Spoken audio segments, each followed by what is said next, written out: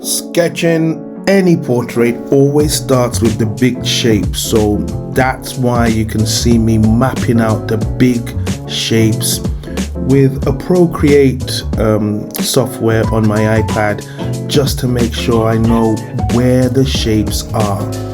And once I can get these shapes, you see all those green shapes, they're easy to draw, because what it is, the brain doesn't have time to focus on the details. It will struggle with the details at the beginning, but now that I've got the shapes in, and now you can see the red line, the axis, that's the horizontal and vertical axis. Well, it just makes my job easier. So now I can start transferring every shape I've seen there onto the paper. It's easier for me to start drawing these shapes because it's just like drawing a map of a country by following the shapes of that map, and it makes it so much easier.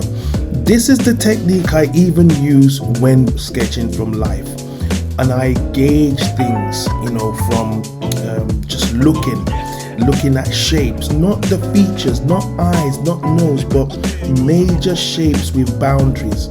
That's so important. So you can see how I've replicated what I'm seeing at the moment, just taking my time building up each shape, because I know if I can get the shapes right, if everything syncs and the shapes feel right, then I'll get this guy without focusing on, how do I get his resemblance?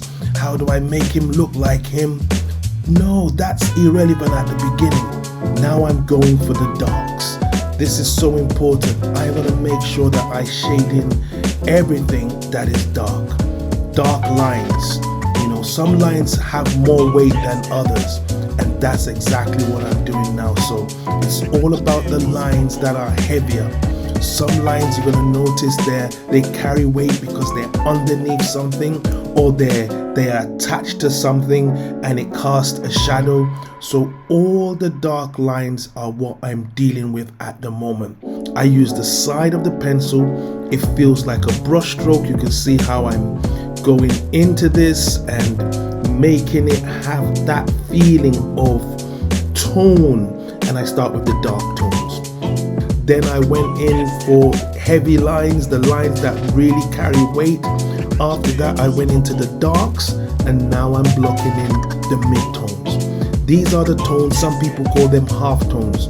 They're the tones that they're neither dark or light. They actually, the bulk of portraits have the mid-tones, and that's where the battle of portraits are won. And now you can see me going for the half tones or mid-tones in what he's wearing, just filling it up. And it's easy to cover this distance. It's easy to cover all the shapes with the broad stroke technique. And now I'm actually introducing Posca. I know maybe some of you might have not known you can include this in your drawing. It's a wonderful drawing tool, and that's also my electric eraser. This is how I approach sketching.